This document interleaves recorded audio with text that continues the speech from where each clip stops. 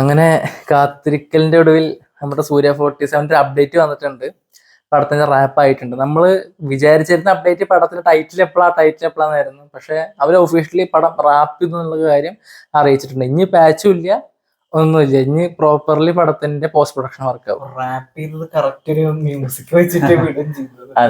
അത് കാസ്റ്റ് കാണിച്ചത്, നസ്ലന്റെ മുഖം റിവീൽ ചെയ്യാത്തത്, ഇയാളുടെ ദ വൺ എന്ന് പറഞ്ഞിട്ട് വന്ന ടൈറ്റിലിന്റെ സാധനം, അത് എല്ലാ സൂര്യ ഫാൻസാരും സുബ്ബരാജിനും നന്ദി കൊടുക്കുന്നുണ്ട്.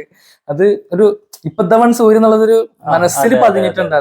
അത് ഒരു ടൈറ്റിൽ, ഒഫീഷ്യൽ ടൈറ്റിൽ കാർഡായിട്ട് തന്നെ നമുക്ക് കാണാൻ പറ്റും. ആ സംഗതി വളരെ രസമായിരിക്കും. സിനിമയിൽ ഒരുപാട് CG യൂസ് ചെയ്തിട്ടുണ്ട്. ഈ ഗെയിം ഒക്കെ കാണാൻ ഇൻഡോർ ഷൂട്ട്സ്, അതും ജിത്തുമാധവന്റെ കരിയറിലായിട്ട് ഷൂട്ട് പോയ സിനിമ എന്നാ പറയുന്നത്. 200 ദിവസത്തോളം ഷൂട്ടൊക്കെ പോയിട്ട് ഒരു തമിഴ് സിനിമയെ സംബന്ധിച്ചിടത്തോളം എന്താന്ന് വെച്ച് കഴിഞ്ഞാല്, അതായത് സൂര്യ 47 പൂജ സ്റ്റിൽസ് വന്നു, അനൗൺസ് ചെയ്തു, തുടർച്ചയായി ഷൂട്ട് വരികയാണ്. അതിന്റെ ഇടയിൽ സൂര്യയുടെ ഒരു ഫിലിം ഇറങ്ങി, ഷൂട്ട് കണ്ടിന്യൂസ് ആയിട്ട് ഒരു ഫിലിം ഇറങ്ങി, ഒരു ഫിലിം വരാൻ പോകണം. അപ്പൊ എന്താന്ന് വെച്ച് കഴിഞ്ഞാൽ കറക്റ്റ് ആയി പോയി.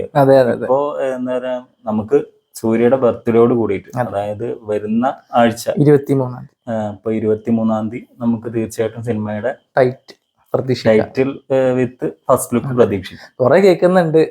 ഗലാട്ട, നമ്മളെന്നെ പറഞ്ഞു ഗലാട്ട സറവടി എന്നൊക്കെ. എന്തായാലും ഇപ്പൊ സീൻ എന്നാണ് കേൾക്കുന്നത്. അപ്പൊ എന്തായാലും നല്ല ടൈറ്റിൽ വരട്ടെ, ഒരു ക്യാച്ച് ആയിട്ടുള്ള ടൈറ്റിൽ വരട്ടെ. രോമാഞ്ചം, ആവേശം. അടുത്തത് എന്താണോ?